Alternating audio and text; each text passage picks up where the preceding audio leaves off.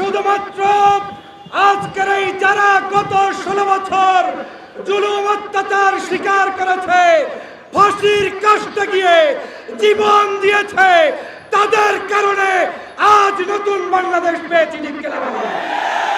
অতএব ওই সাইদি, নিজামী, কাদের মোল্লা, আলী আহসান মুজাহিদদের রক্ত বৃথা যেতে পারে না, পারে না, পারে না।